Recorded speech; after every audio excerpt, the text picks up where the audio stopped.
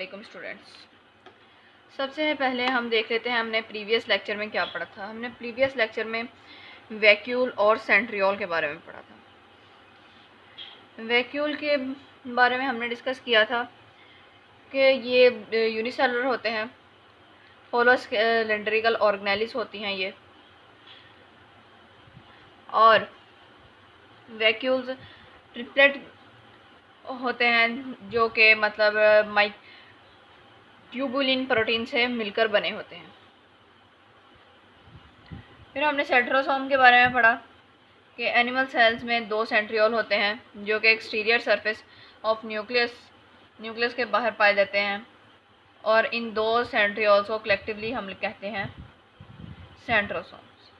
फिर हमने वैक्यूल के बारे में पढ़ा। Vacuole single membrane bonded organelle है और many small vacuoles in their cytoplasm, और सेल्स में बहुत से छोटे छोटे वैक्यूल्स होते हैं। जब वो फिलअप हो जाते हैं और टर्जिट हो जाते हैं तो वो मिलकर बड़ा एक ही वैक्यूल बन जाता है। और फिर लाइसोसोम्स की मदद से डाइजेशन में ये सारे हमें हेल्प करते हैं। आज का हमारा टॉपिक है nucleus, difference between prokaryote and eukaryotic cell. सबसे पहले हम इनमें न्यूक्लियस का डिफरेंस देख लेते हैं कि न्यूक्लियस कैसे डिफरेंट है इन दोनों में। यूकैरियोटिक सेल्स में प्रोमिनेंट न्यूक्लियस है और प्रोकैरियोटिक सेल में प्रोमिनेंट न्यूक्लियस नहीं होता।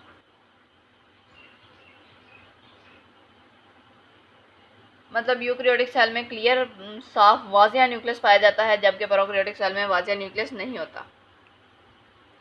फिर इनके क्रोमोसोम की बात कर लेते हैं। Their chromosome consist of DNA only and float in cytoplasm. इनका सिर्फ क्रोमोसोम जो होते हैं वो डीएनए पर मुश्तमिल होते हैं और and it float in cytoplasm near centre. Float का मतलब होता है तैरना, जो कि मतलब तैर रहे होते हैं साइटोप्लाज्म में जो सेंटर में होता है, और इस रीजन को हम न्यूक्लियोटाइड कहते हैं। नेक्स्ट हमारे पास है अदर ऑर्गेनेलिस, प्रोकैरियोट और eukaryote. Eukaryotic cells have membrane bonded organelles like mitochondria, Golgi apparatus, ER मतलब एंडोप्लाज्मिक रेटिकुलम। और प्रोकैरियोटिक सेल्स में मेम्ब्रेन बॉन्डेड ऑर्गेनेलिस नहीं पाई जाती, जैसे कि नहीं पाई जाती। इनमें मेम्ब्रेन बॉन्डेड ऑर्गेनेलिस होती हैं और इनमें नहीं होती। इनमें यूकैरियोटिक सेल्स में जो राइबोसोम्स होते हैं इनका साइज बड़ा होता है, और प्रोकैरियोटिक सेल में राइबोसोम्स का साइज स्मॉलर होता है as compare to eukaryotic cell. Next है हमारे पास साइज। प्रोकैरियोटिक सेल्स का और यूकैरियोटिक सेल्स का साइज कैसे डिफरेंस होता है।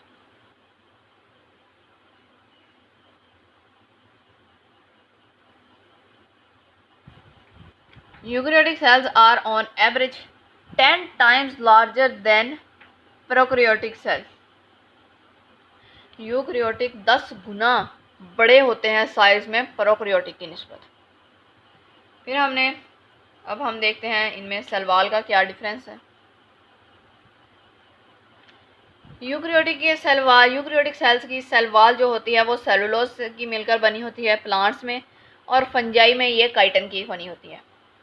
जबकि प्रोकैरियोटिक सेल्स में सेल वॉल जो होती है वो पेप्टाइडोग्लाइकन से मिलकर बनती है। और पेप्टाइडोग्लाइकन क्या है? Large polymer of amino acid and sugar और अमाइनो एसिड का लार्ज पॉलीमर है। नेक्स्ट हम देखते हैं ये जैसे मुझसे ड्रा हुई, मैंने ड्रा कर दिया डायग्राम समझाने के लिए। प्रोकैरियोटिक सेल है ये, और अंदर सेल मेम्ब्रेन है, ये सेल वॉल है, और ये बड़ा सारा हमारे पास क्रोमोसोमल डीएनए है, और ये छोटे छोटे जो हैं ये हमारे पास प्लास्टिड्स हैं, extra chromosomal DNA, plastids extra chromosomal DNA.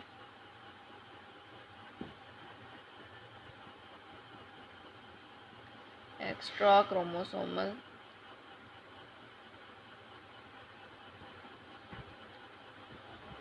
DNA।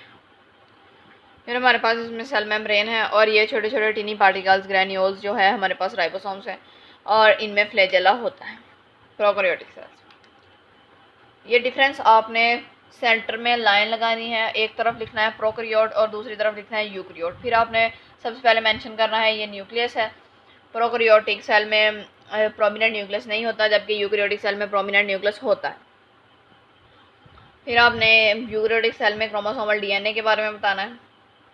Next हमारे पास अदर ऑर्गेनेलिज आती हैं, ये लिख के फिर आपने ऐसे लाइन लगानी है। प्रोकैरियोटिक सेल एक साइड पे लिखना है और एक साइड पे यूकैरियोटिक सेल लिखना है।